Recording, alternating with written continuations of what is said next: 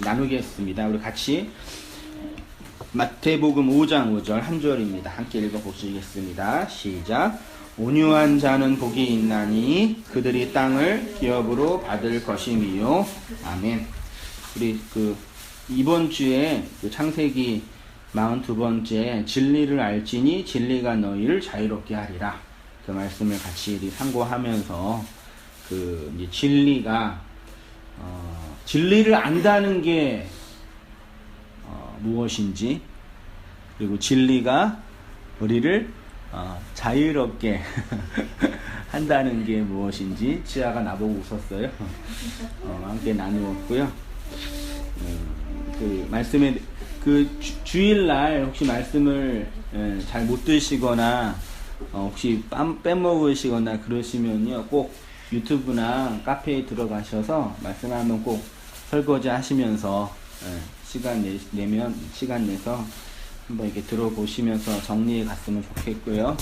오늘은 온유한 자는 땅을 기업으로 받을 것이니요.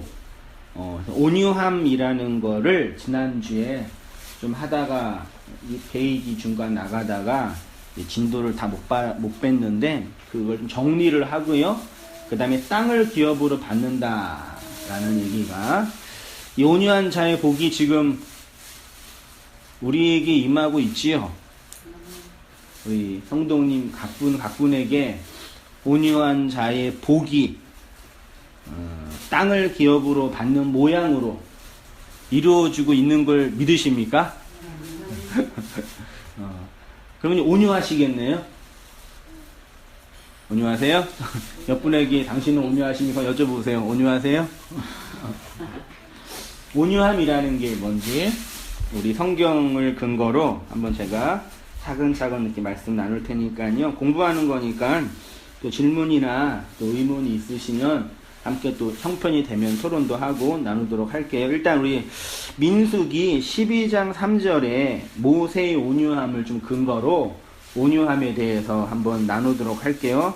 민수기 12장 3절 같이 한번 읽어보십니다. 시작. 이 사람 모세는 온유함이 지면의 모든 사람보다 더하더라. 이르시되 내 말을 들으라. 너희 중에 선지자가 있으면 나 여호와가 이상으로 나를 그에게 알리리라.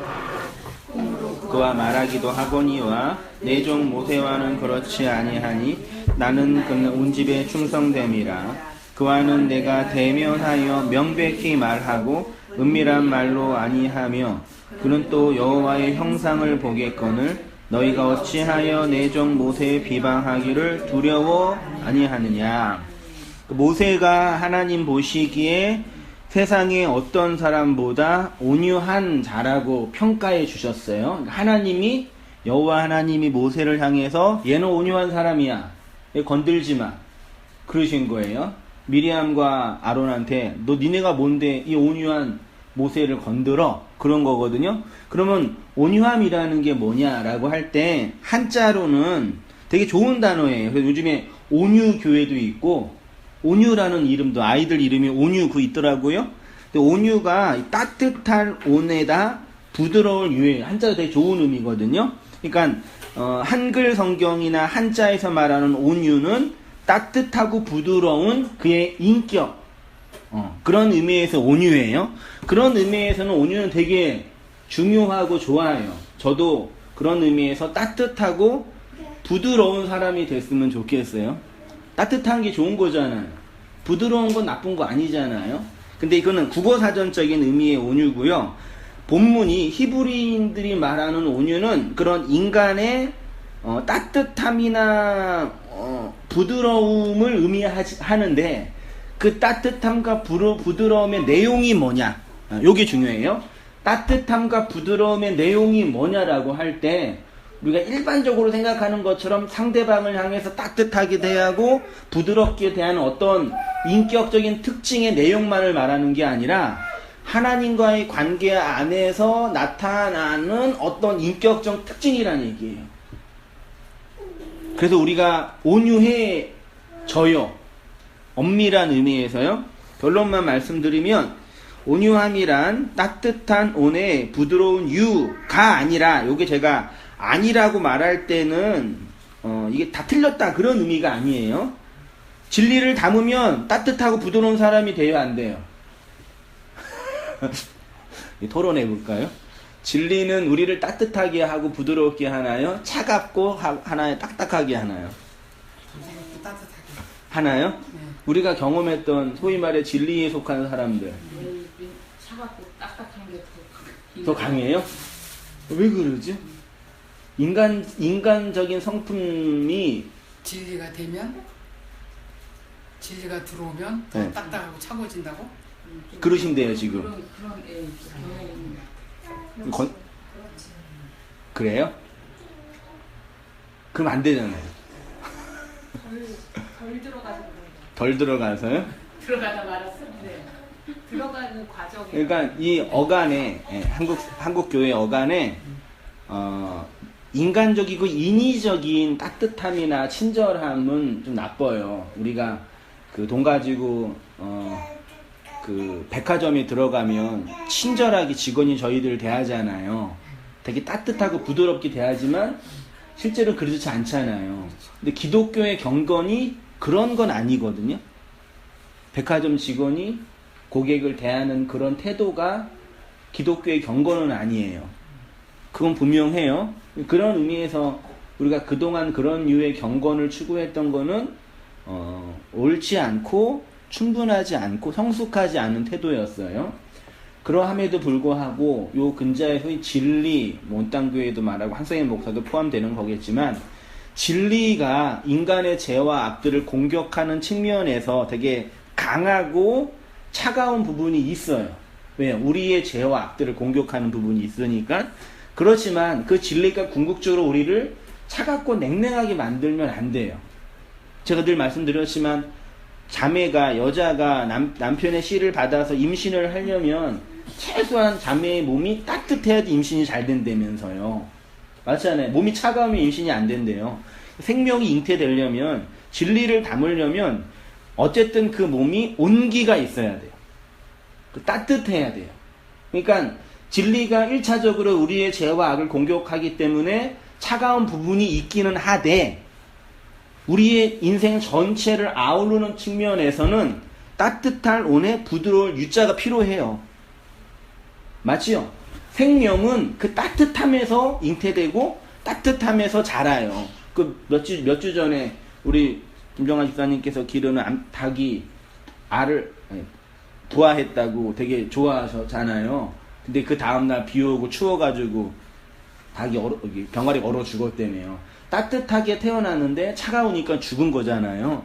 그러니까 진리가 1차적으로 우리의 죄와 악을 공격하는 측면에서는 차가운 부분이 있지만 우리를 차갑게 하는 게 목표가 아니에요.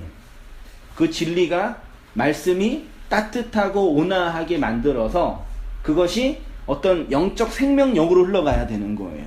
그런 측면에서는 이게 진리를 깨닫는 사람이 차갑게만 나타나는 현상은 마치 선무당이 사람을 잡는 것처럼 진리가 뭔지 알았는데 겨우 안 거의 시작으로 다른 사람들을 정죄하고 비난하는 모양일 수 있는 거거든요. 그래서 온유함이라는 게 따뜻하고 부드럽다라는 것 자체는 맞아요.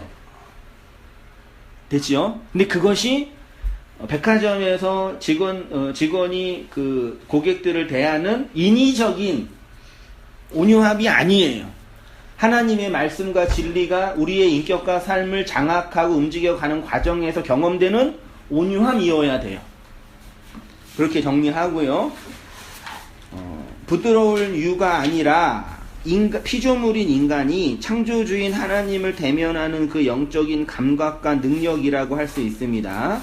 본문에서 말하는 대면을 직역하면 입 안으로 말하다입니다. 그러니까 모세가 온유하고 충성돼서 하나님의 모세를 칭찬한 이유는 뭐냐면 하나님은 그와는 대면하여서 명백히 말했다는 얘기는 하나님의 입술이 모세의 입술인 거예요. 하나님의 마음이 모세의 마음인 거예요. 그러니까 이 세상에서 하나님의 마음이 어디에 투영됐냐면 모세의 마음속에 투영된 거예요. 모세만 하나님의 마음을 안 거예요. 말하자면요. 그게 온유함이에요. 이 말을 이제 신약으로 하면 호몰로게요. 시인하다 있지요. 같은 말을 하다. 그러니까 우리가 기독교 이 종교 생활 말씀을 통해서 뭘 터득해야 되냐면 하나님의 그 마음 있죠? 아세요? 하나님의 그 마음, 우리한테 진리를 건네주는 하나님의 그 마음이 우리의 마음이 돼야 돼요. 우리의 그 마음이 하나님의 그 마음 돼야 돼요. 그 마음과 마음이 통하는 거죠. 통하는 거, 하나가 되는 거, 같은 말을 하는 거. 제가 지금 이렇게 말씀을 드리는데 이 말이 한승희 목사의 개인적인 사비원이면 돼요, 안 돼요? 안 되죠. 이게 누구의 말이어야 돼요? 하나님의 그 말을 담아내는 말이어야 되죠. 그때 제 말이 권위가 있는 거죠. 네, 저는 항상 그걸 염두하고 사역하고 말을 하고 공부를 하고 진리를 가르치고 배우거든요. 그 성도님도 마찬가지. 인생을 사시거나 생활을 하시면서 하나님 그 마음이 우리 안에 들어와 그 말이 되어야 돼요. 이게 복음이에요. 그게 이제 신약에서 호몰로게오라고 하고요. 성경은 하나님과 친밀한 교제, 동행 등을 말합니다. 그리고 그러한 내적 상태를 온유라고 하고요. 1페이지 맨 위에. 쉽게 말하면 온유함이란 하나님의 구속사가 어떻게 실행되고 이루어지고 있는지를 아는 자 안에서 나타나는 성품, 동그라미 해보세요. 성품이에요. 인격적 성품이에요. 그러니까 진리로 말미암아 차갑게 되는 거는 1차적인 거예요. 그걸 안에만 머물러 있으면 안 돼요. 냉소적이고 세상을 무시하고 이런 거예요. 하나님의 구속사가 펼쳐지고 있는 성도의 마음과 인격의 상태를 온유함이라고 해요. 그래서 하나님의 마음이 자신의 마음이 되고 자신의 마음이 하나님의 마음이 된 자를 온유한 자, 마음과 마음이 뭐한 자? 통한 자. 우리 성도님 어떤 분이랑 있을 때 좋으세요? 마음이 통하는. 그렇죠. 내 마음과 내 마음을 나의 표정과 언어로 금방 알아보는 그 사람과 있을 때 좋으시죠. 마음과 마음이 통하는 거. 그거예요. 온유함이란 하나님의 그 마음이 피조물인 인간에게 전수돼서 그 마음을 담은 자가 된 거예요. 얼마나 놀라워요. 놀라워요? 정말 설레이지 않으세요? 예수님의 온유함. 이렇게 모세의 사역을 완성하기 위해 이 땅에 오신 분이 바로 온유하신 예수님이고요. 성경은 예수님을 온유한 분이라고 해요. 왜 예수님이 온유한 분이겠어요? 하나님의 그 마음을 담고 있는 유일한 피조물이라고 말하면 좀 그렇지만 유일한 존재이기 때문에 온유함이라고 말씀하시는 거예요. 하나님의 구속사를 성도의 마음과 역사 속에 펼쳐가시는 분이기 때문입니다. 그분이 충성스러운 일꾼이 되어 아버지의 지배일을 행하시는 것이고 곧 우리를 하나님이 거하시는 집으로 만들어 가시는 것입니다. 어떻게 해요? 예수님의 멍에를 함께 매게 하심으로. 멍에가 무엇입니까? 소 2마리를 함께 매므로 같은 한 길을 가게 하는 도구.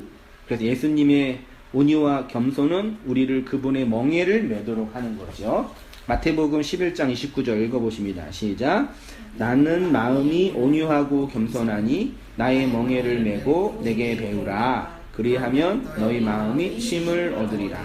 우리의 마음이 쉼을 얻을 수 있는 방법이 뭐라고 하십니까? 나의 멍에를 메고, 첫 번째, 메고, 두 번째, 배우는 거예요. 나의 멍에는 예수님의 멍에이지요. 예수님의 멍에를 매는 거예요. 그러면 예수님과 함께 가는 거겠죠. 그리고 그걸 배우는 거예요. 그러면 쉼이 있대요. 안식이 있대요. 마태복음 11장 28절이 무슨 말씀인지 아셔요? 우리가 자주 수고하고 무거운 짐진 자들아 너희는 다 내게로 오라. 내가 너희를 쉬게 하라. 우리 예배에 초청할 때, 예배 처음 시작할 때 예배 인도자가 수고하고 무거운 짐진 자들아 너희는 다 내게로 오라. 내가 너희를 쉬게 하리라. 그러니까 진짜 쉼, 이 땅에 진짜 쉼이 필요한 어떤 사람에게 예수님이, 하나님이 초청하는 거예요. 수고하고 무거운 짐진 여러분들이여 예수님께 오십시오. 예수님은 여러분의 모든 수고운 무거운 짐을 대신 짊어주십니다. 어떻게 해요? 이렇게 해요. 예수님의 멍에를 함께, 이 역설을 우리가 알아야 돼요. 이 신앙의 역설을. 힘을 얻게 하려고 예수님의 그 멍에를 건네주신대요. 그러면 예수님의 그 멍에를 메고 예수님과 같은 길을 가고 있으시죠? 그 길을 간단 말이에요, 우리가요. 그 멍에를 메고 갈 때 우리가 대신 뭐 할 수 있는 게 있어요? 멍에에 다 메였어요. 예수님이 그 길을 가요. 그러면 그 예수님 옆에 있는 또 다른 소인 우리는 딸려가는 거죠. 그게 온유예요. 그게 성도의 쉼이고, 그게 우리의 안식이. 그러니까 그동안 한국 교회에서의 쉼은 뭐였냐면, 예수님이라는 권력자, 종교적 권력자를 의지하고 그분이 건네주는 것을 받아서 사는 거예요. 예수님을 이용해 먹는 거라 그랬잖아요. 그게 아니라 예수와 함께 가는 거. 예수와 함께 가는 거. 그게 쉼이고 온유고 안식이에요. 온유하신 예수님의 멍에, 기독교는 예수님을 잘 믿어서 이 땅에서 필요한 나의 것들을 얻어내는 종교가 아니라, 여기 중요합니다. 이 땅에 필요한 것들을 쓰는 게 나쁜 게 아니라 예수님을 잘 믿어서 나에게 필요한 것들을 이렇게 추구하는 거, 예수님께. 그게 아니라 온유하고 겸손하신 예수님의 멍에를 메고 그 예수를 배우는 삶의 방식. 쉽게 말하면 예수와 통하는 거예요. 그렇게 예수님의 멍에를 메고 가는 길이 우리의 노력과 힘으로는 안 되는 것이기 때문에 어떻게 해요? 함께 모여서 그 말씀을 함께 배우고. 업무 보셔야 되는 거 아니에요?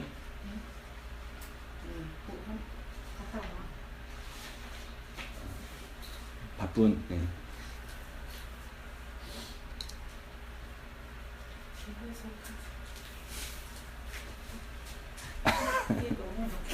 네. 오늘 지아가 한 건 하는데? 오늘 아주 그냥 뺑뺑 돌아다니겠는데? 오늘 잘 자겠네, 나 참. 어디까지 했죠? 그러니까 이게 예수님의 멍에를 메고 가는 게 혼자의 힘으로는 안 돼요. 되셔야 안 되셔요. 한세인 목사 혼자는 될 수 있지 않을까요?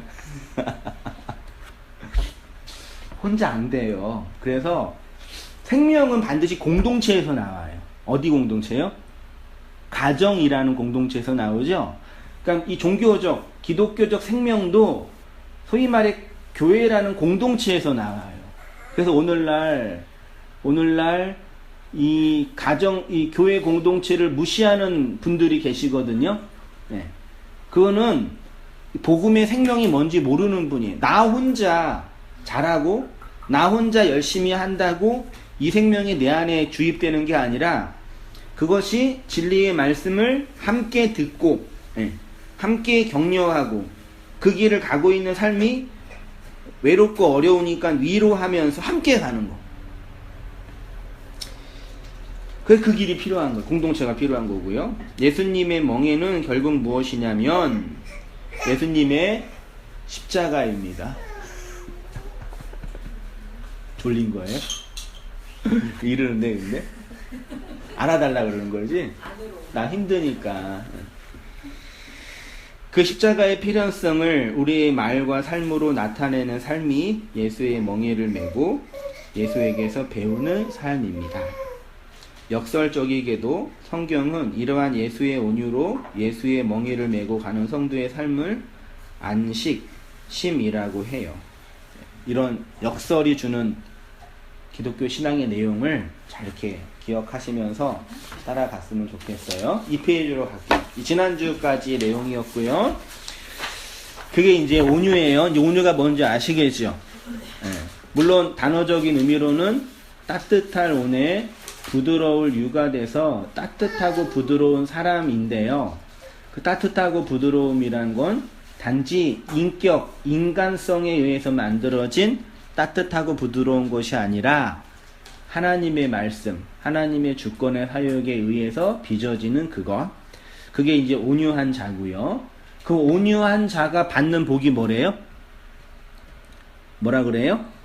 땅을 기업으로 받는다. 온유하면 땅을 소유한다 라고 하는데, 이 말을 이제 지금도 여전히 한국교회 어떤 목사님들은 온유하면 땅 부자가 된다. 지금도 설교 들어봤는데 지금도 그러셔요. 그거는 저긴가 봐. 아브라함 보러 너는 본토 친척 집을 떠나가라. 그럼 땅을 다 주리라 그래서 그런 거 아니에요? 그렇죠. 그러니까 그 실제로 아브라함과 이삭과 야곱은 땅을 얻었어요. 예. 나라를 세우려면 땅이 반드시 필요해요. 근데 지금 우리가 신약에 있는 우리가 아브라함처럼 물리적 의미에서 땅을 온유하기 때문에 얻을 수 있냐? 못했지. 그런 개념이 아니에요. 결론만 말씀드리면 성경에서의 땅은 누구를 상징하는 거냐면 사람의 마음을 상징해요. 그래서 땅 그러면 뭐라고 정의하면 되시냐면 사람의 마음. 그러면 땅이 황폐하게 됐다는 얘기는 뭐가 황폐한 거예요? 사람의 마음. 땅이 생기가 없다는 얘기는 뭐가 생기가 없다는 얘기예요? 사람의 마음. 그러면 땅에 생명력이 있고 기름지게 됐다는 얘기는 뭐예요? 사람의 마음이 생명을 담고 생명을 잉태할 수 있는 그 상태가 된 거예요. 결론만 말하면. 그러면 온유하면 땅을 기업으로 받는다라고 할 때 그 땅을 기업으로 받는다는 얘기는 결국 뭐겠어요? 하나님의 그 생명이 땅으로서의 우리의 마음 속에 자리 잡아서 우리의 마음이 그 땅, 하나님의 통치가 실현되는 그 땅으로 기름지게 만들어지는 얘기예요. 그래서 하늘의 씨가 우리의 마음에 떨어지면 30배, 60배, 100배의 열매를 내는 기름진 땅이 된다는 얘기예요. 그래서 하나님의 나라가 그 땅의 회복을 통해서 한 사람 한 사람에게 임하여서 가는 거예요. 그래서 제가 이제 그 얘기를 쭉 했습니다. 읽어볼게요. 이렇게 온유한 자의 복의 내용이 바로 땅을 기업으로 받는 것입니다. 이 말씀은 우리가 온유하면 물리적 의미에서 땅을 얻는 것이 아니라 온유함, 즉 하나님의 구속사가 펼쳐지고 있는 성도의 마음, 그 상태가 곧 하나님의 나라로서의 땅이 회복되는 것을 의미하고요. 쉽게 말하면 온유한 그가 하나님의 나라로 하나님의 통치가 실현되는 땅이 되는 거예요. 이제 다르죠.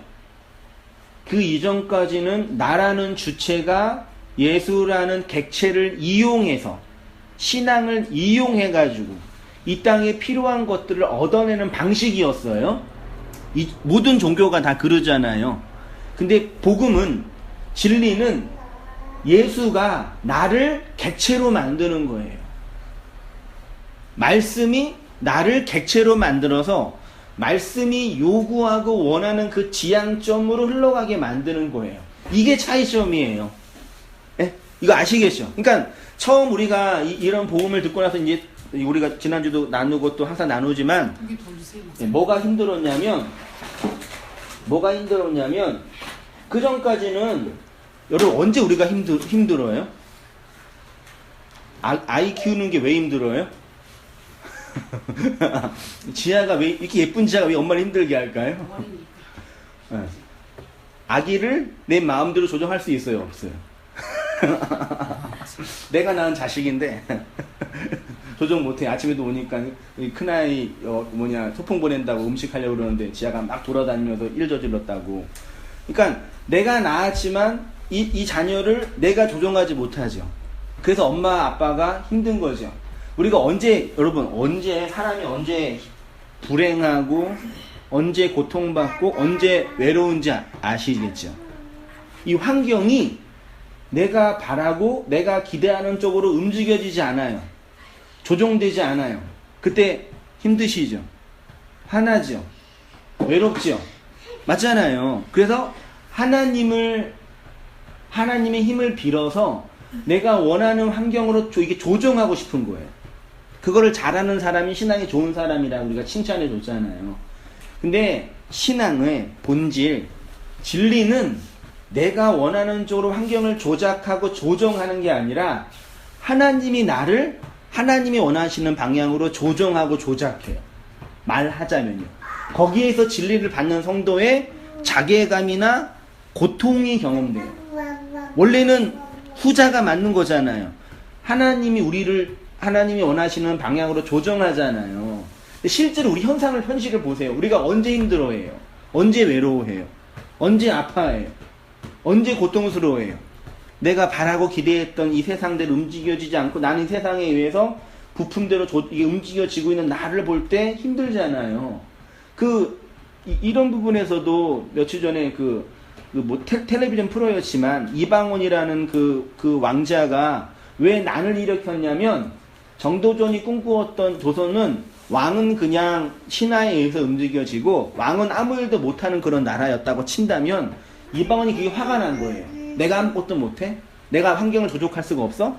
그러면 신하에 의해서 움직여져야 돼? 요거 맞죠? 그러니까 인간은 태생적으로 하나님에 의해서 조종당하기보다는 하나님을 조종하고 싶다니까요. 어떻게? 내 거를 바치고 시성을 드리고 뭘 드려서 그거 아닌 거 아시죠 이제? 하나님이 이 진리의 말씀으로 우리를 조정해. 그래서 엄마가 자식을 조종해요? 자식이 엄마를 조종해요? 지아가 창인자매를 조종해요? 자매님이 지아를 조종해요? 누가 조종해요? 주도권이 누구한테 있어요? 지한테 있지. 오늘 좋은 예화거리가 왔네요. 그러니까 엄마들이 우울증 걸리고 힘들고 아픈 거예요. 그러니까 그냥 아이를 안 키우는 사람은 네 자식인데 왜 힘드냐 그러잖아요. 이해를 못 하잖아요. 네가 낳은 자식인데 왜 힘드냐 그러는데 내가 낳은 자식은 내가 낳은 자식을 사랑하는데 자꾸 이 아이가 엄마를 조종한단 말이에요. 잠도 못 자게 하고 밥도 못 먹게 하고 놀러도 못 다니게 하고 그래서 엄마가 막 힘들잖아요. 그치요? 경험하셨죠? 그게 진리예요. 말씀이 하나님이 우리에게 들어와서 하나님이 요구하는 방향으로 끌고 가는 거예요. 그게 멍에를 맨다는 거죠. 그치요. 그러니까는 내 마음대로 하는 그 멍에 두 길을 끌고 가는 대로 가야 된다는 거지. 그래 온유하다는 거야. 그게 온유함이죠. 그걸 경험하고 성도의 마음 속에서. 근데 우리는 안 그랬잖아. 우리는 자꾸 하나님을 조종하려고 해. 네, 저쪽이 우리는 안 해. 나 내가 원하는 건 이건데 왜 안 해주냐. 네. 그러니까 여러분 생각해보세요. 이 땅에서 살면서 내가 원하는 대로 다 살면요 세상 어떻게 돼요? 안 되지. 망해요. 우리 각자가 원하는 소원 다 있잖아요. 있으시죠, 집사님? 그러니까 속담도 있잖아. 사공이 많으면 걔가 산으로 올라간다. 네. 각자가 원하는 소원이 있잖아요. 그 소원이 다 이루어지면 세상은 망해요. 우리 그걸 알아야 돼요. 그러면 내 소원은 뭐냐? 그런 차원이 아니란 말이에요. 일단 성도는 그걸 인정하고 그 하나님의 주권 앞에서 하나님이 이끄시는 말씀에 이끄시는 그 삶을 그 진리로 받는 거예요. 그게 힘들어요.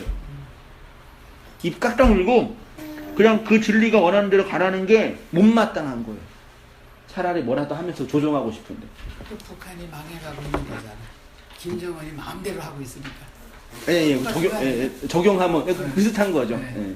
아무튼 그런 의미에서의 그 온유. 그 땅을 기업으로 찾는다는 얘기는 하나님이 원하는 나라로 하나하나 빚어가는 거예요. 저는 이렇게 말씀을 이렇게 증거하고 쓰러지셨어. 다행이다. 꽝하지 않았네 그래도? 이게 목이 힘이 있네 이렇게. 여기에다 부딪히니까 좀 아까부터 조바심이 나네. 네, 이 페이지 땅의 회복 진도 빨리 나가보겠습니다. 성경이 말하는 땅의 회복은 곧 하나님 백성의 회복입니다. 땅은 곧 사람이기 때문입니다. 동북아 문명이나 히브리 문명에서 땅은 곧 뭐라고요? 사람. 그 땅이 황폐한 건 누가 황폐한 거예요? 사람이 황폐한 거. 땅이 풍요한 거는 누가 풍요한 거예요? 사람이. 그 땅과 사람이 하나예요. 그 우리나라 소설 토지 같은 거 보면은 토지를 빼앗기고 그런 수탈의 현장 속에서 사람이 죽어가잖아요. 지금도 마찬가지예요. 오늘 집사람이 오면서 누구 재테크에서 돈 번 사람 얘기를 하면서 땅을 잘 사고 그 땅에다 좋은 건물을 지어서 차익을 얻어 돈을 벌었다고 그러는데 결국 그 문제예요. 우리 인생은. 땅의 문제. 자, 그럼 성경에서 땅은 어떻게 되는지 한번 볼게요. 창세기 6장 5절 본문 보이시죠? 같이 한번 읽어보십니다. 시작. 여호와께서 사람의 죄악이 세상에 관영함과 그 마음의 생각의 모든 계획이 악할 뿐만 주시고 때에 온 땅이 하나님 앞에 폐괴하여 강포가 땅에 충만한지라. 하나님이 보신즉 땅이 폐괴하였으니 이는 땅에서 모든 혈육 있는 자의 행위가 폐괴함이더라. 하나님이 노아에게 이르시되 모든 혈육 있는 자의 강포가 땅에 가득함으로 그 끝날이 내 앞에 이르렀으니 내가 그들을 땅과 함께 멸하리라. 내가 홍수를 땅에 일으켜 무릇 생명의 기식 있는 모든 육체를 천하에서 멸절하니 땅에 있는 자가 반드시 하나님께서 땅이 사람이 패역한 거를요 땅이 패역한 거라고 표현하죠. 그 땅을 어떻게 심판하셔요? 창세기 6장에서요? 물이죠. 잘 보세요. 중요해요. 하늘에서 진리의 물이 땅에 떨어지니까 땅에서 땅에 호흡을 하고 있는 기식하는 모든 생명은 다 죽었죠. 그 누구만 살아요? 노아 방주 안에 들어간 8명만 살아요. 이 현실이 우리에게 그대로 나타나고 있어요. 어떻게 해요? 진리의 말이 하늘에서 떨어지면 이 땅에서 땅에 호흡을 하고 있는 나, 저요, 우리, 이 땅에 호흡을 하고 있는 유격적인 나가 그 물에, 진리의 물에 익사당하고 예수에 의해서, 방주에 의해서 8로 살아나는 거예요. 누구 이야기예요? 이거에 오래전에 노아 시대 때 사람들이 폐괴해가지고 심판했다가 아니라 지금 우리의 현실에 나타나는 복음의 사건이라니까요. 지금도 이렇게 온 세상에 패역한데 진리가 떨어져서 패역한 나의 유격적인 욕망을 익사시키고 진리의 물로 노아의 방주를 거듭나서 살게 하는 거라니까요. 그래서 이 땅에서 우리가 죽는 거예요.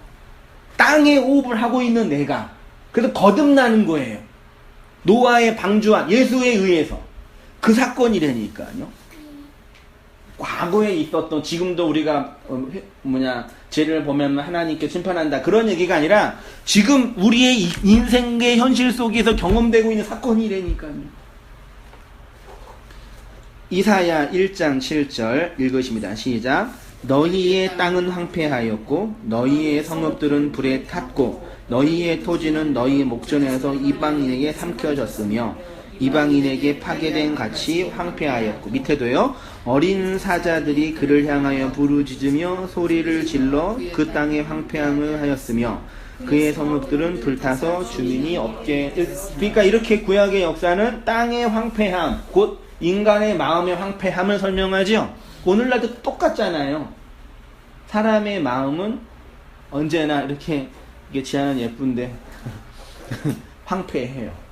이런 시대 속에 하나님의 백성은 어떻게 돼요? 이사야 58장 12절 함께 읽으십니다. 시작.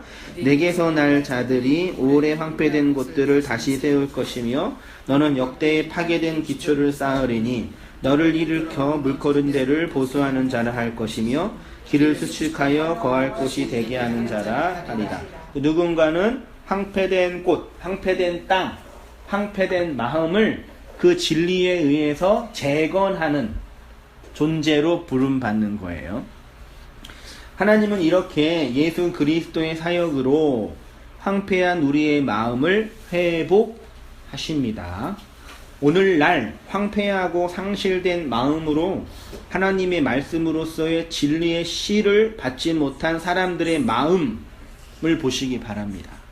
그들이 그 황폐함을 회복할 수 있는 유일한 길은 하늘의 말씀의 씨가 그의 마음에 심기우는 것 말고는 회복할 길이 없어요.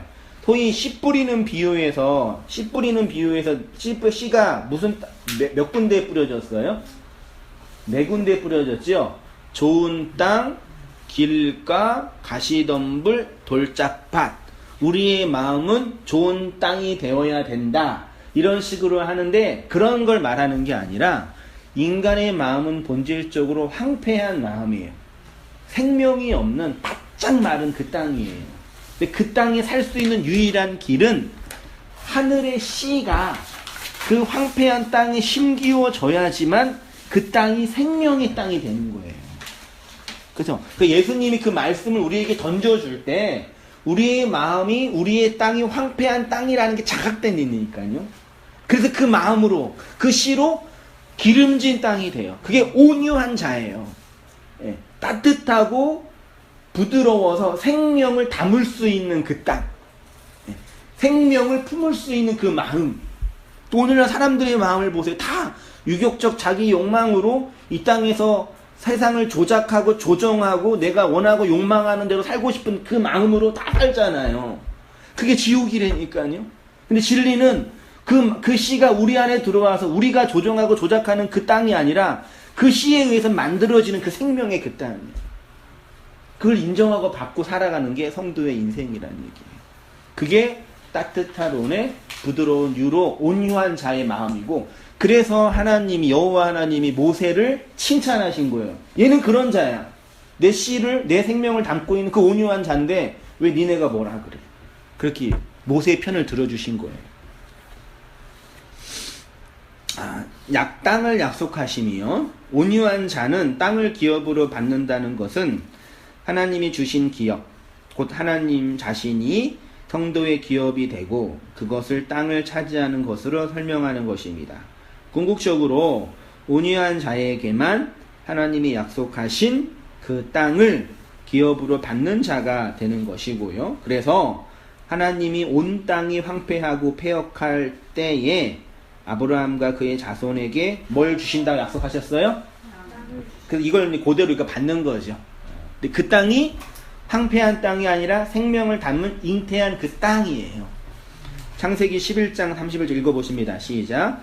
데라가 그 아들 아브라함과 하란의 아들 그 손자 롯과 그 자부 아브라함의 아내 사레를 데리고 갈대아 우르에서 떠나 가나안 땅으로 가고자 하더니 하란에 이르러 거기 거하였으며 여호와께서 아브라함에게 이르시되 너는 너의 본토 친척 아비의 집을 떠나 내가 내게 지시할 땅으로 가라.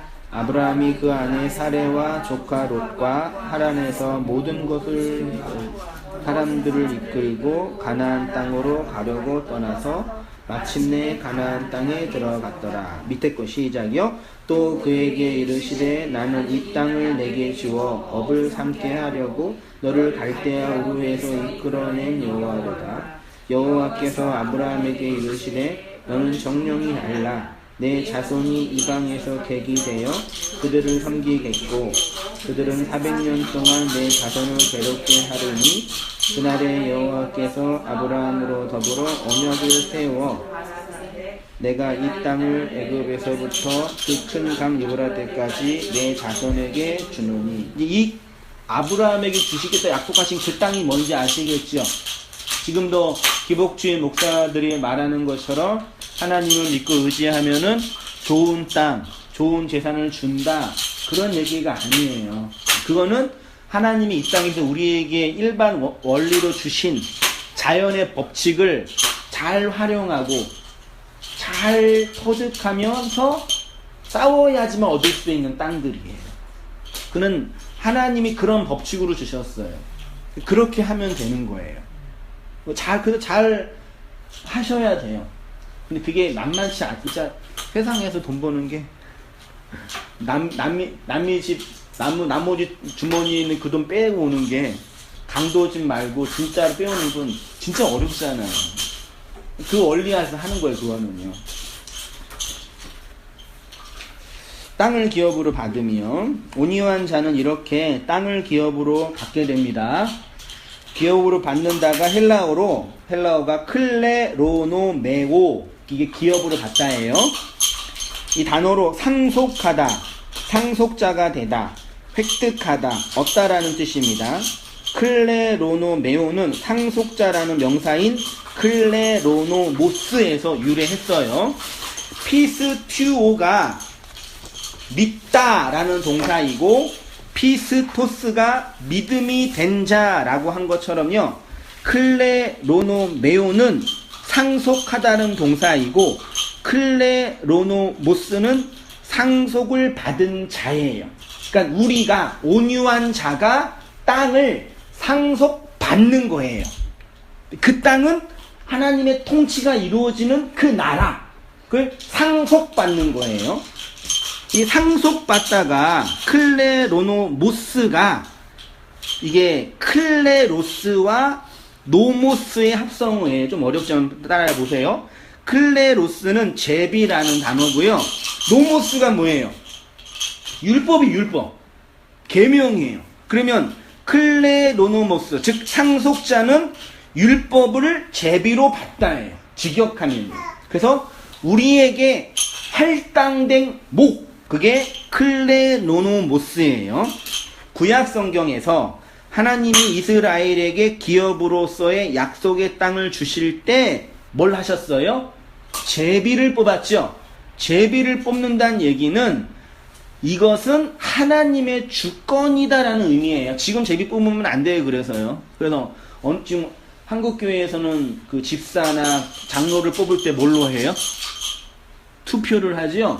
이건 투표는 성경적인 방식이 아니니까 제비를 뽑아야 된다 그러는 분들이 있는데 그건 옳지 않아요. 그 구약에서 끝난 거예요. 하나님의 뜻을 인정하고 뽑은 것을 제비 뽑더라 구약에서 사용한 거예요. 우리의 몫으로 주신 것, 율법, 노모스, 할당된 것으로서의 노모스는 일반적으로 율법과 규범을 의미하는 단어입니다.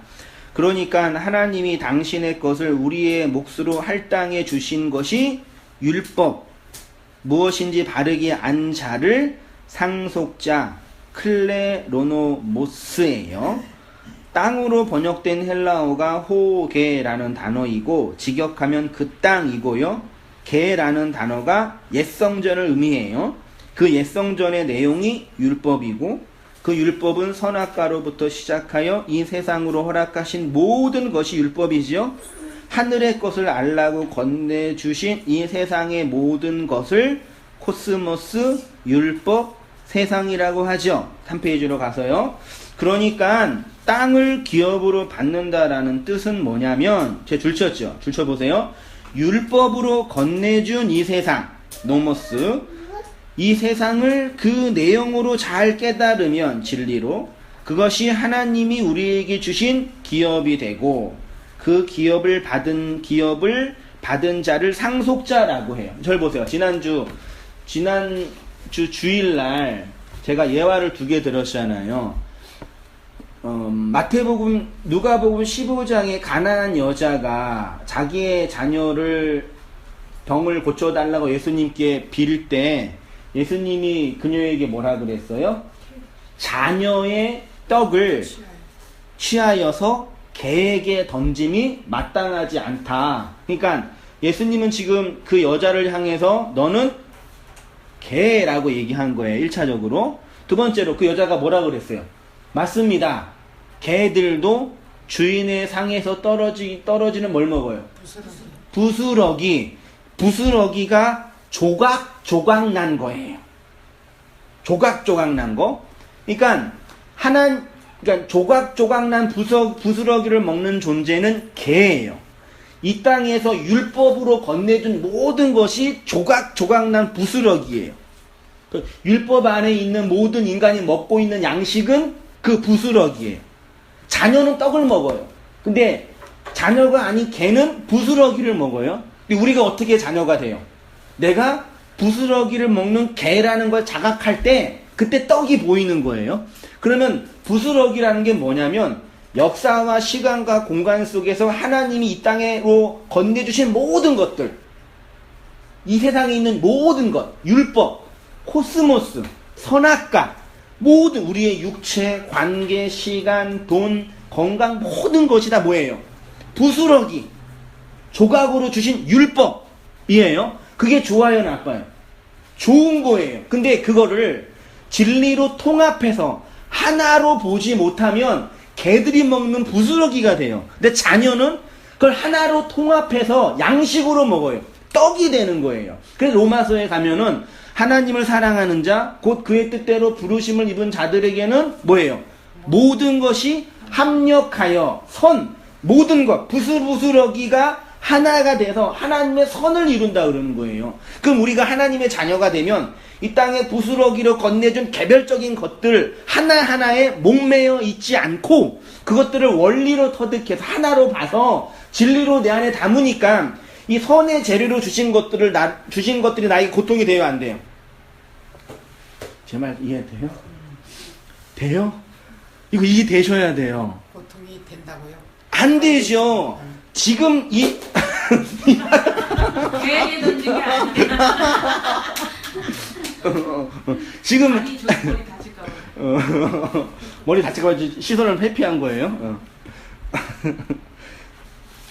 개별적으로 주신 것들, 사람과의 관계, 돈, 시간이 그 개별적으로 나한테 줄 때는 그 나한테 고통이 돼요. 상처가 되잖아요. 근데 그걸 하나로 이거를 주신 하나님의 의도를 알면 하나로 통합이 되죠. 그건 개별적인 것들이 선의 재료로 사용이 되니까 나에게 고통이 돼요, 안 돼요?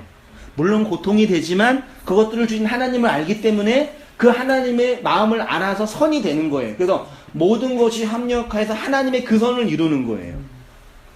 이걸 단순히 그냥 고통에는 뜻이 있다, 고통을 참으면 하나님이 좋은 곳으로 주신다라는 그 말로 대체했는데 비슷해요, 원리는. 그러니까 예를 들어서 율법으로 친 이 세상 모든 것들, 이 다 율법이에요. 나의 과거, 나의 아내, 나의 가정, 나의 교회, 나의 건강. 개별적으로 볼 때는 이 개별이 나한테 고통을 줘요. 그치요?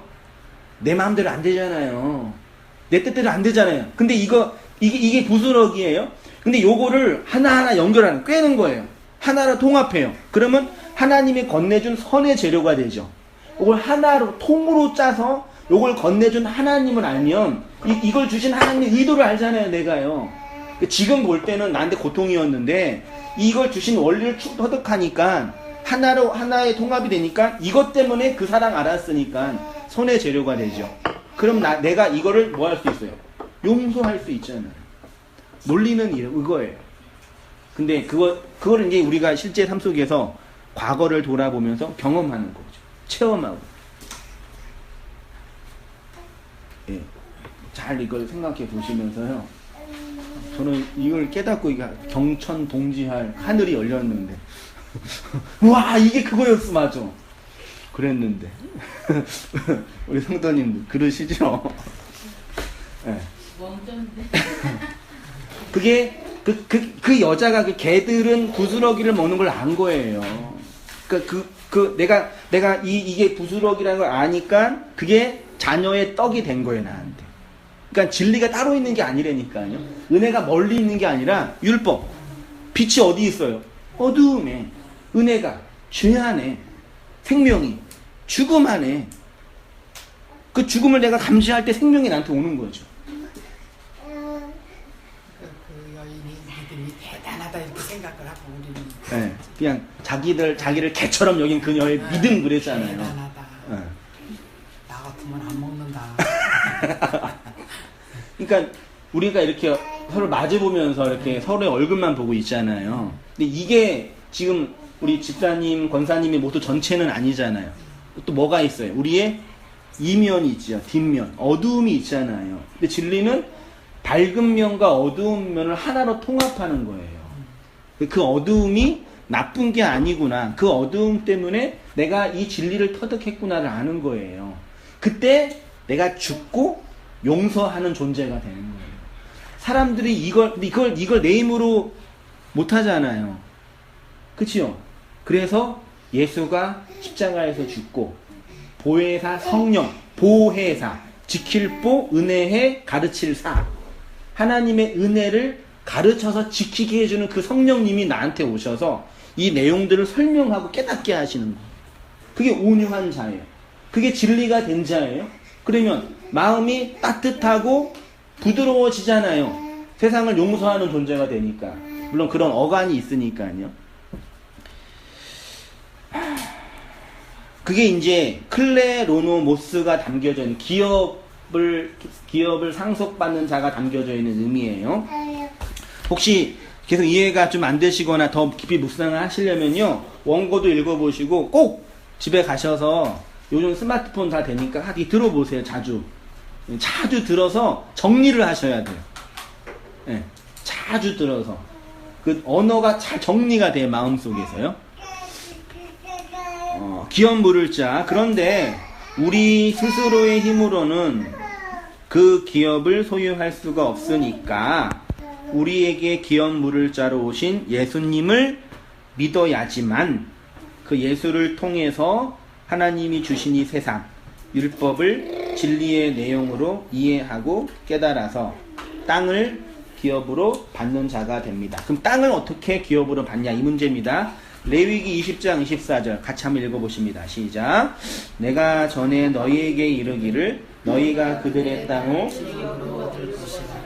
내가 그 땅을 적합하고 이르는 땅으로 너희에게 주어 너희를 삼게 하리라 하노라. 나는 너희를 만민 중에서 특별한 너희 하나님 여호와라. 네, 문제는 이 기업은 우리가 우리의 힘으로 얻지 못하고 우리의 기업을 얻게 해줄 누가 필요해요? 기업 물을 자. 이 기업 물을 자를 구약에서 계속 예표했고요. 곧 성도의 기업이신 누구를 의미해요? 예수 그리스도예요. 그래서 구약에서 기업을 회복하는 것을 구속하다, 속량하다의 뜻으로 가알이에요. 가알. 이게 구속자, 기업 물을 자예요. 예수 그리스도가 우리의 구속자이십니다. 예수가 모든 환난으로 주어진 율법의 세상에서 우리를 건지신 구속자이십니다. 야곱은 자신을 모든 환난에서 건지신 하나님을 이렇게 묘사합니다. 창세기 48장 16절 읽어보십니다. 시작. 나를 모든 환난에서 건지신 사자께서 이 아이에게 복을 주시오며 이들로 내 이름과 내 조부 아브라함과 아버지 이삭의 이름으로 칭하게 하오시며 이들로 이 세상에서 번식하게 하시기를 원하나이다. 지금 야곱, 이스라엘이 하나님을 어떻게 묘사하냐면 모든 환난에서 뭐 하신 자요? 건지신 자예요. 가을은 기본적으로 다시 사다, 도로 찾다, 속량하다, 구속하다, 근친 역할을 행하다의 의미입니다.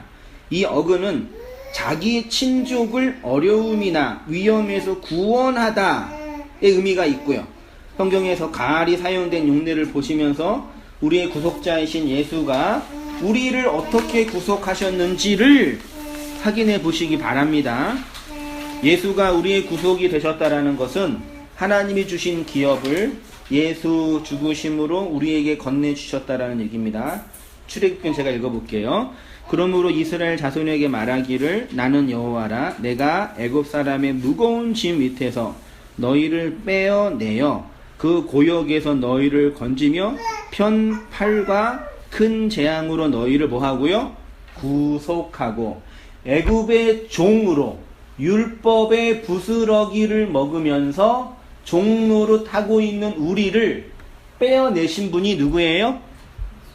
예수님이에요. 그 구속자라고 표현해요. 이 구속자를 정말 아름답게 표현한 성경이 룻기예요. 룻기는 어떤 내용인지 알죠? 이스라엘에서 나오미라는 여자가 있었고 나오미가 결혼을 하고 모압으로 이민을 갔는데 거기에서 아들 둘이 결혼을 했어요. 첫째 아들의 부인 여기 자부가 룻이고 둘째 아들의 자부가 뭐죠? 있어요. 근데 남편이 죽고 여자가 남편이 죽어도 누구만 있으면 살만해요.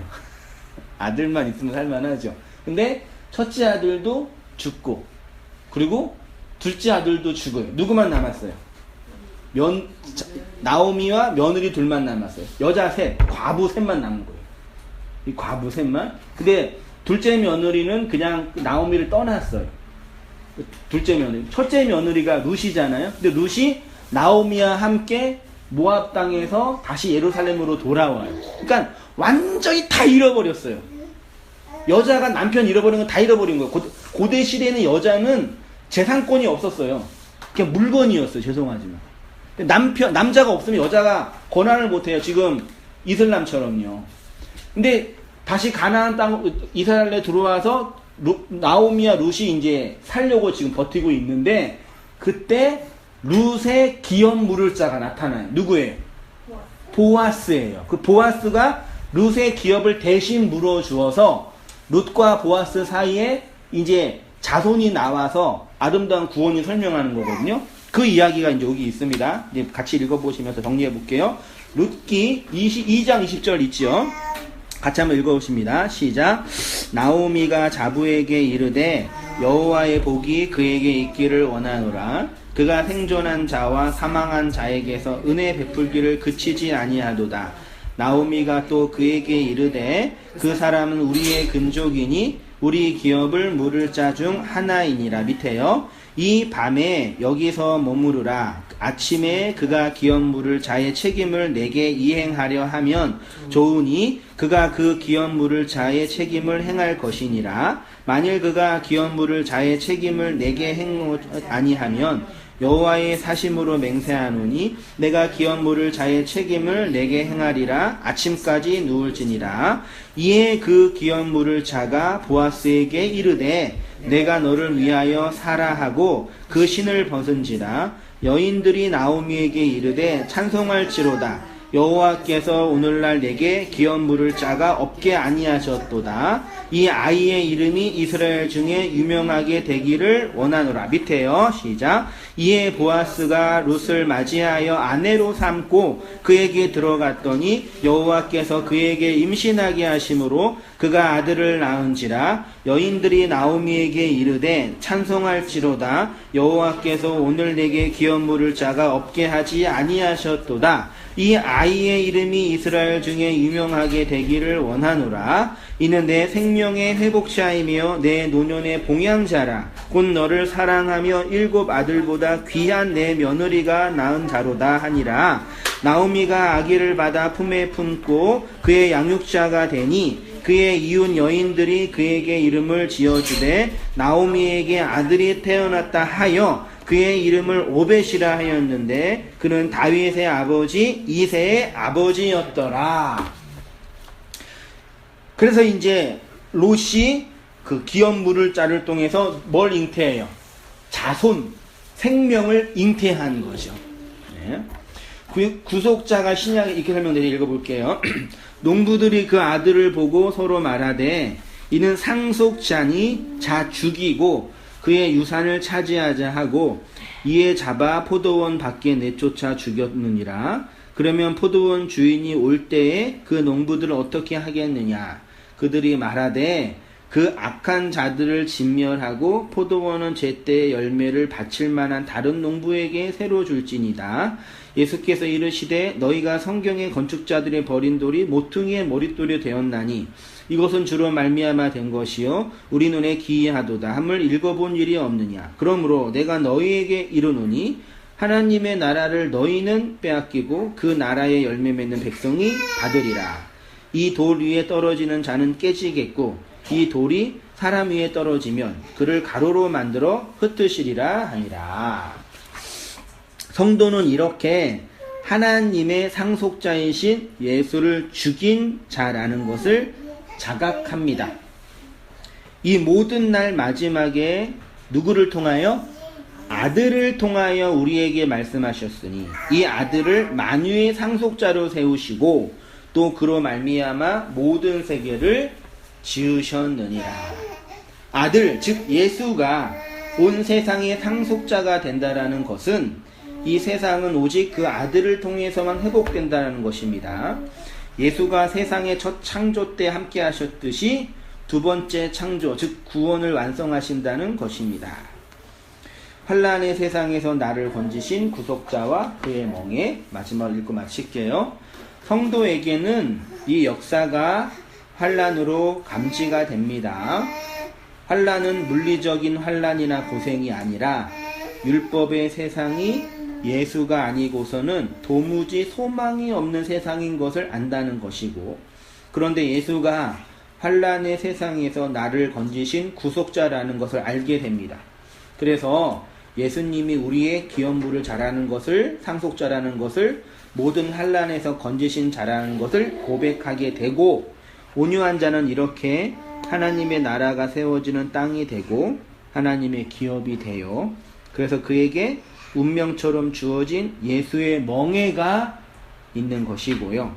그 멍에 메고 예수와 함께 율법으로 만들어진 환란의 세상을 잘 통과하는 것이 성도의 인생인 것입니다. 그것이 성도의 안식이며 위로이며 기쁨이고 세상에서 자랑해야 할 복음의 내용인 것이죠. 여기까지 말씀 마치고요. 우리 한 줄 소감과 적용이나 느낌 얘기하고 정리하겠습니다.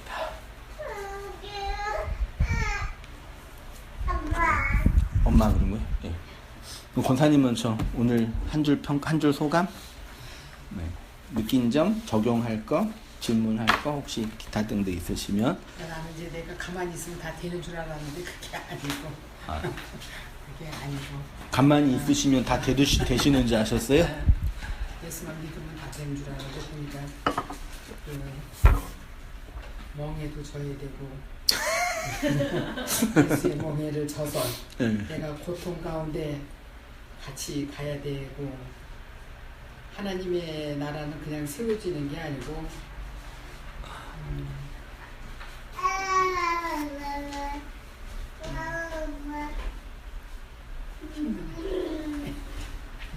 힘드세요? 멍에를 매시는 게? 그 예수 믿는 거는요, 내가 믿었다라는 마침이 아니라요, 믿어지는 과정이에요. 믿는 과정이 계속 진행돼요. 신앙의 내용들을요. 그러니까 그 신앙의 내용, 믿음의 내용들을 이런 말씀들을 통해서, 말씀이 어디에 심겨져요? 우리 마음에 심겨지죠? 그럼 내 마음에 심겨진 그 말씀은 내 거예요. 근데 그것이 나를 그 말씀이 요구하는 그 진리로 계속 이끌어가는 과정이 있으니까 환난도 있고 고난도 있고 스트러글도 있고 좌절도 있는 거죠. 그런 다양한 경험 속에서 말씀이 이렇게 연그러지는 거죠. 그런 내용이죠. 그러니까 믿으면 되고 예수님이 나를 천국으로 인도하신다며 그걸로는 안 되는 거죠. 교회 안에만 들어와 있으면 구원 받을지 알지. 그리고 이제 묵기 같은 거 이거 읽을 적에도 네.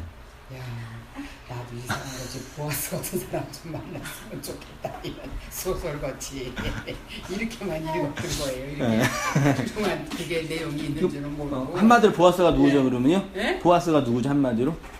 그러니까는 저기 우리의 기업 물을 자. 네. 예수님. 물을 자, 예수님. 예수님이 우리에게 오셔서 우리의 신랑이 되셔서. 그러니까 예수님을 만나야 되는 걸 안 하고 여기 보아스를 만나는 거야. 보아스가 예수님도 만나. 그러니까 만나네. 어쨌거나 그런 이제 성경의 내용. 이제 책 이거 그대로 읽으니까 이렇게 심오하고 깊은 뜻이 있는 줄은 모르고. 또 심한 것도 아니, 살짝 그게 또 그거예요. 네, 그런 지적인. 네. 그러니까 그 두 가지 어려움이 있어요, 우리 성도님들에게. 지적인 혼란과 충격. 그렇죠? 두 번째는 심리적인 혼란과 충격. 그러니까 그리고 대로만 그냥 우리는 읽고 살아왔으니까. 이제 그대로만 읽으셨어요. 그냥 뭐 그대로만 읽죠, 성경을 보면. 다르게 읽으면 뭐라 하는데. 뭐라 다르게 읽으려고 생각도 못 해봤지. 이게 뭘까 이래보지 못했지. 아, 이건 이렇게 해내네, 이렇게. 잘은 몰라도 뭐지만 온유하면 땅을 준다고 했네. 그러면 내가 어떻게 해야 온유해지나. 먼저도 그런 얘기를 했지만 그랬죠. 그럼 땅을 이제 받을 수 있으시니까. 그러니까 뭐 땅은 좋아하지는 않지만 흙을 좋아하지 땅은 안 좋아하지만 이렇게 어렵구나 뭐 이랬는데. 근데 저 엄청 컸다. 2주 만에, 3주 만인가? 몇 주 만에. 2주 만에. 하나님과의 그 멍에를 같이 지고 이렇게 해야지 온유한 성품이 되는 거.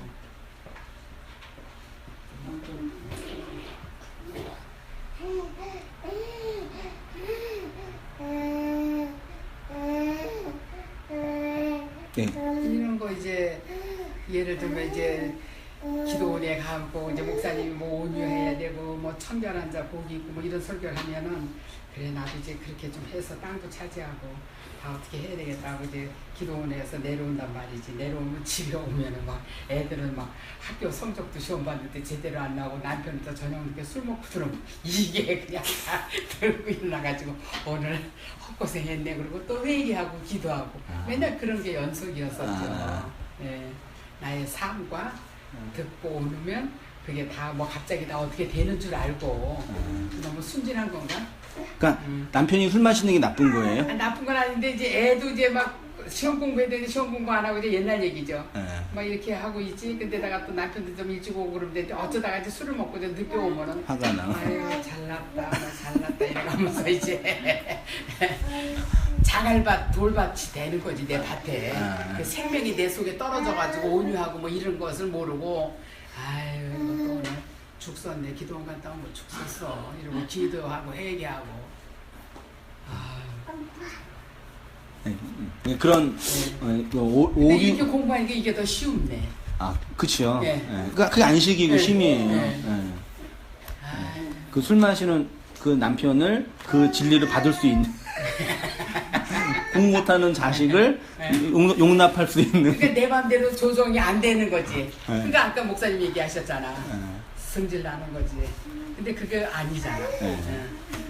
그걸 다 긁어 모아서 하나님 앞에 선으로 이렇게 줘가지고 모든 것이 합력하여 선을 이루어야 되는데 내가 그걸 다 조정을 해가지고 그냥 막 이렇게 하려고 하니까 안 되는 거지. 맨날 발전이 없고 신앙에 그 어떤 그런 게 없는 거지.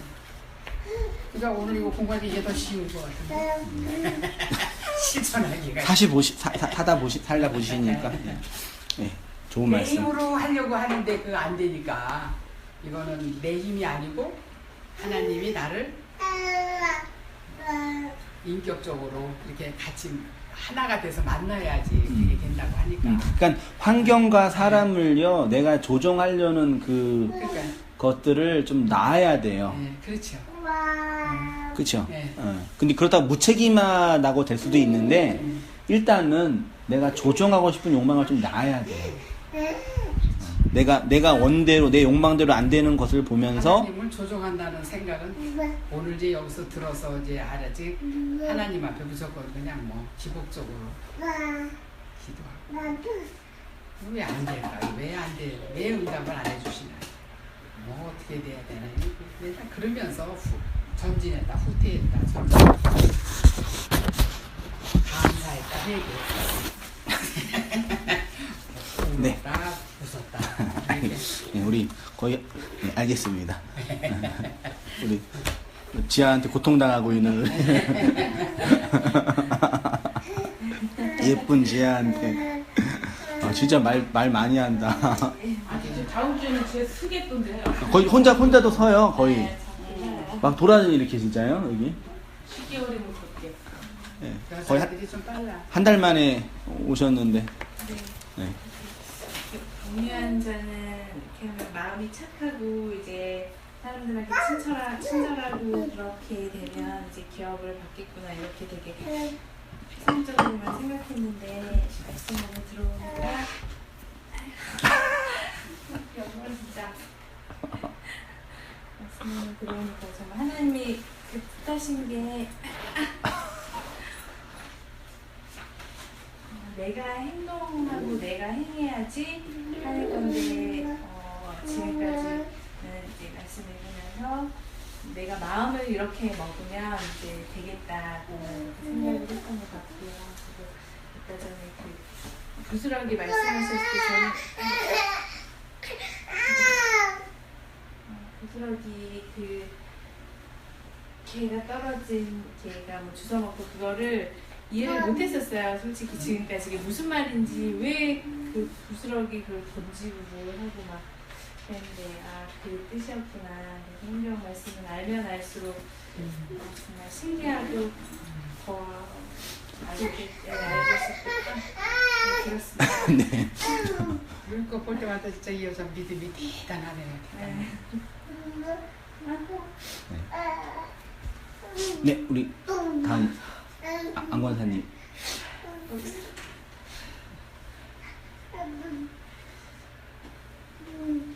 진리라고 하면 밝고 좋은 것만 생각했잖아요.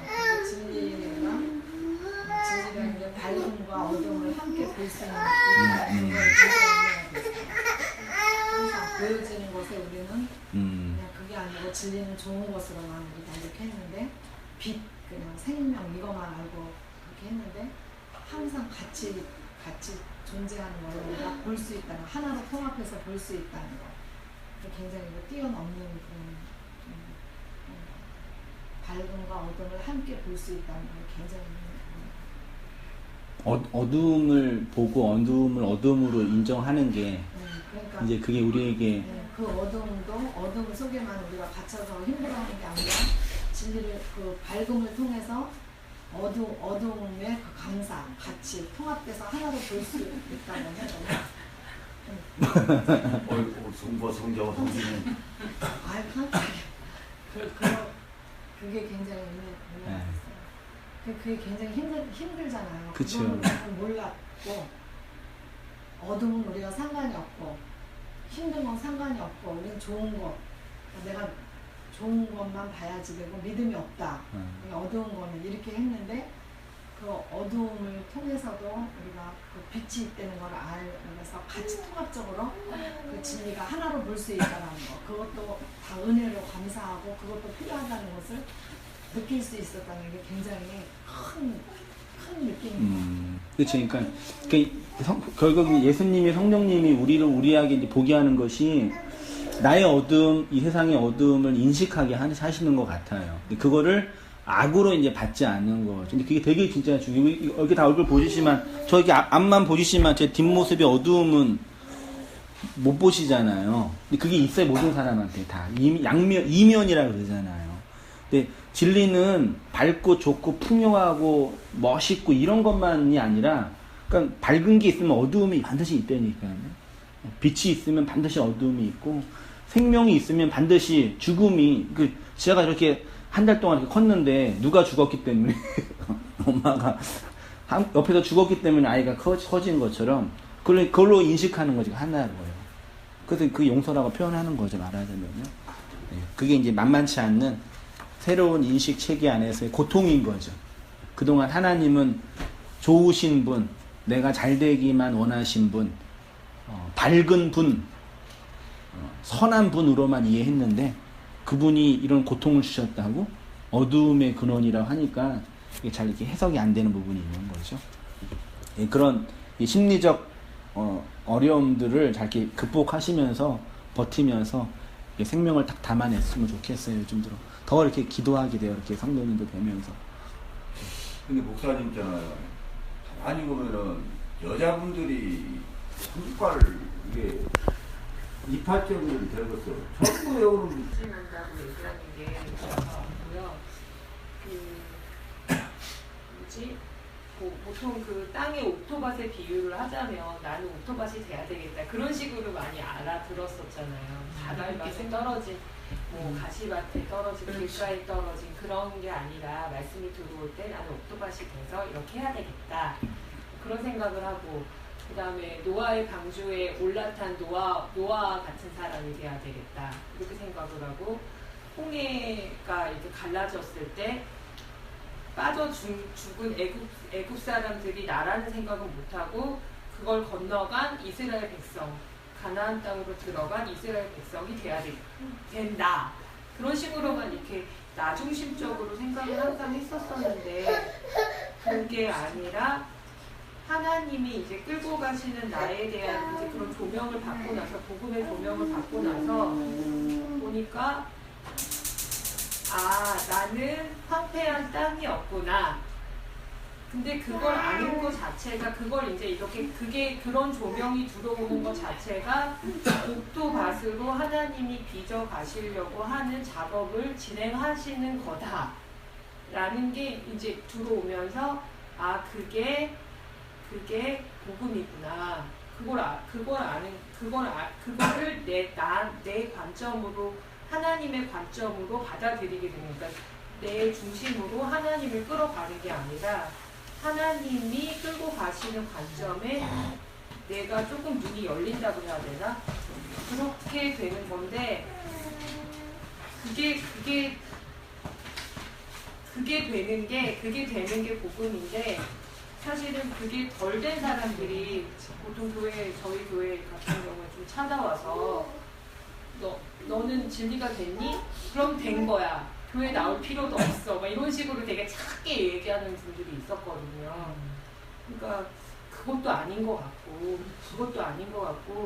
나는 뭐 천국도 필요 없고 다 필요 없고 지금 살고 있는 것에 만족하니까 됐다. 이렇게 말하는 사람들도 있었고. 종이 아니 그러니까 죽어서까지 지금 생각을 하면 아니라는 거지.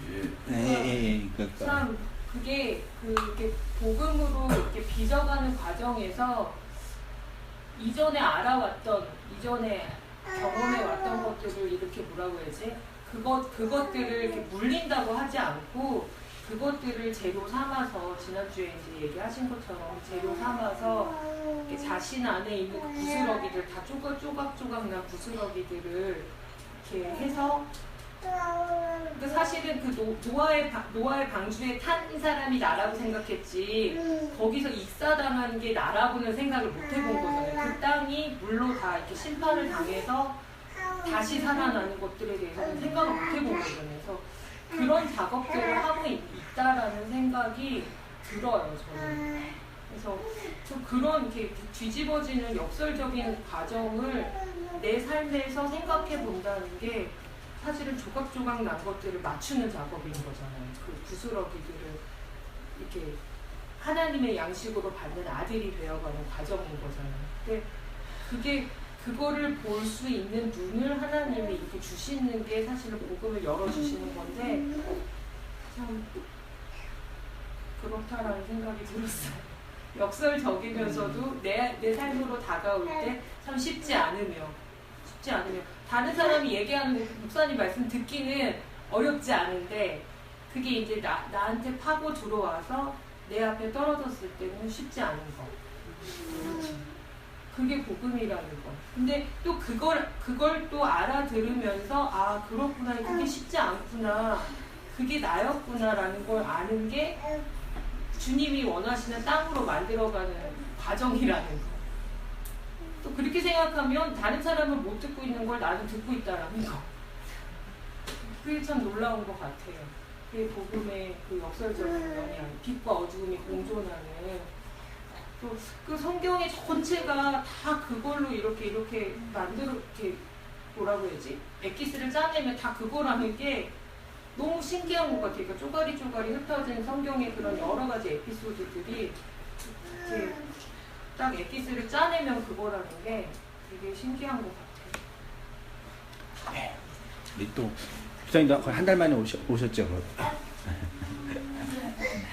오랜만에 또 오셨는데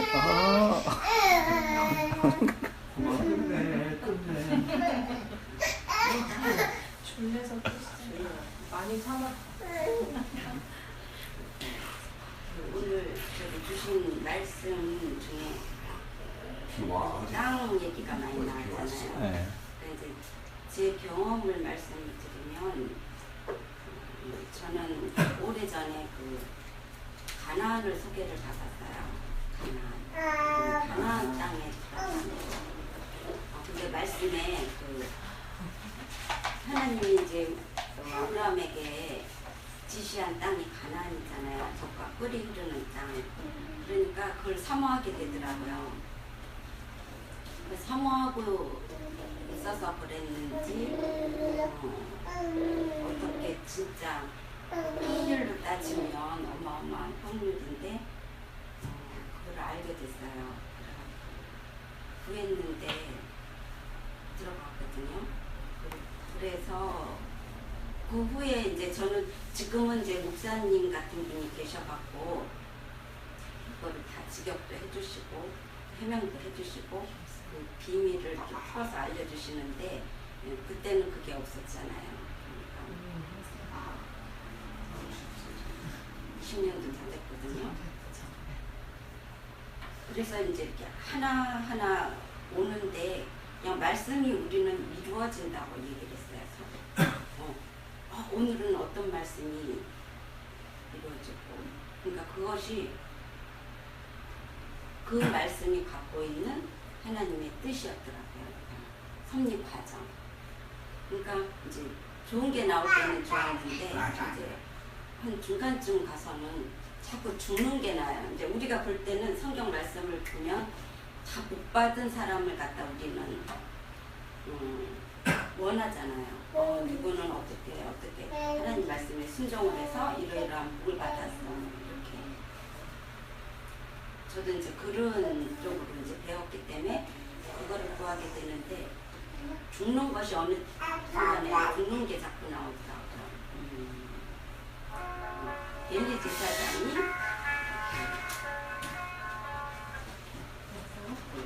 하나님 말씀대로 안 살아가고 거꾸라도 죽는 게 나오고, 아까 말씀하신 나오미도 저기 뭐야 고모 처음에 제가 초대했을 때 소개했을 때 들어오는 과정에서 제가 그 나오미를 나온 건데, 나오미는 다 안 좋잖아요. 남편도 잃었지, 아들도 잃었지. 그래서 안 좋더라고. 그거를 주셨는데 안 좋았어요. 죽는 과정이니까. 그런데 한참 후에 보니까 이게 내가 내 자아가 죽어지는 과정이구나. 그러면서 하나님의 부분이, 그러니까 지경을 넓혀가시는 하나님의 그 넓혀가시는, 나는 죽고 그 자리를 하나님도 채우시고 죽고 채우시고 하는 그 과정을 겪으면서 이렇게 자라왔거든요. 개인적으로 말씀 읽으시면서요? 묵상하시면서? 예, 그냥 지금 이제 20몇 년을 걸쳐서 혼자서 개인적으로요? 예. 가르쳐주는 그때 그 모임에 가난 모임이 분들, 그때도 이런 성경 공부가 아니고 모임이 있으셨어요? 그냥 모여서 자생적 모임이요? 그냥 그런 다른 거를 말로 가르치는 게 아니고 그냥 예배 드렸어요. 똑같이 그냥 성경 말씀 읽고 그러면서 그냥 기도하고 그리고 흩어지는 거예요. 주일 교회 모임이 아니라 네. 그냥 자생적 성도들의 개별적인 네, 이제 뜻이 맞는 기도를 많이 이제 하고 싶어하는 갈급해하는 사람들 기존 제도권 교회에서 좀 충족하지 못하신 분들이 좀 모여서 하나님은 한 분이니까 보면은 그 동네에도 교회가 여러 개잖아요. 그러면 다 각자 섬기는 교회는 달라요. 보통 충격교회 다니시는 분 멀리 이제 성수동에 살 때인데 그런 분들이니까 뭐 누구 교회를 가서 어느 교회를 섬기고 이것이 아니고 그러니까요. 하나님 같은 하나님, 그러니까 낮에 주부들이었으니까 그런 커뮤니티가 있으셨어요? 20년 전에? 네. 그래서 이거는 이 세상에 어디도 알 수 없고 소개로 해서 말로 해도 전파되기 어렵다 그냥 그런. 근데 그 당시에도 또 다른 지역에서는 이게 전파가 되더라고요. 속도가 이래갖고 이게 속도가 느려서 어느 세월에 되겠냐 그것이 부모하고 제가 맨날 그러지. 도대체 그럼 그 진리를 전하는 자가 어디가 있냐 그런 데가 막 맨날 막 얘기를 뭐 이것저것 하면서도 도대체 그럼 어디선가는 전파되고 있을 거야. 이렇게 퍼져가고 있을 거야. 그랬는데 이제 대장. 목사님을 찾은 거죠. 그래서 지금 그동안 제가 이제 많은 세월 그 흑인 게 아까 목사님 말씀하신 그 부스럽이었어요. 그래서 그 당시에는 그 부분만 이렇게 알고 갔는데 이제 어느새 그 덩어리가 이렇게 커져 있고 그래서 이제 많은 부분을 목사님 말씀 들으면서 체계가 잡힌다 그런 게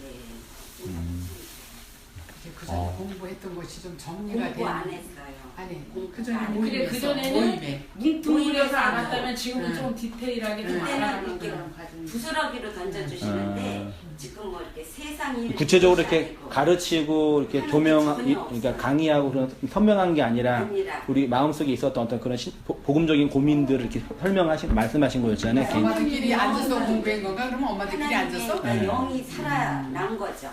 죽었던 그것이 이제 가나안에 들어오는 경험을 하면서 그게 이제 소위 말해 신앙을 안 하신 성도들의 자생적인 모임이 있었단 말이에요. 그래요? 그러면서 그냥 전혀 우리가 겪어보지 않았던 거, 내가 그 말씀을 지금 보려고 하지 않았는데 어느 순간 뭐 자다가 아침에 일어나면 아니면 뭐 일하다가도 딱 던져져요. 그러면 그 영적으로 그 부분들이 깨달아지는 거죠. 성령님께서. 그 20년 동안 계속 하신 거예요? 하나님이 원하실 때, 그분이 원하실 때 주시더라고요. 그러니까 성도들의 모임은 없어졌어요. 그치, 일상을 또 하시니까. 그때는 하셨는데. 그때는 이제 그 동네에서만 했어요.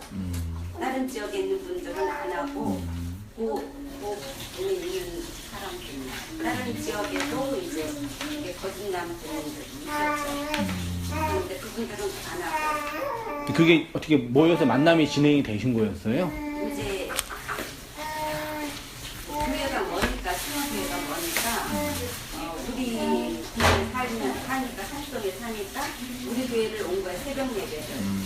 근데 어느 날 이제 같은 동네 사니까 우리 이렇게 오전에 이제 직원들 다 가고 오전에 한간 시간에 모여서 예배 모임이 있는데 오실래요? 그러더라고요. 저도 갈급해서 진짜 뭐 교회 그 시간만 가는 걸로는 부족했어요. 새벽 예배, 뭐 3일 예배, 주일 예배, 뭐 금요 철야 다 다니고 그걸로도 모자른 거였죠. 갈급할 때라. 그래서 평일에 그런 모임을 했었는데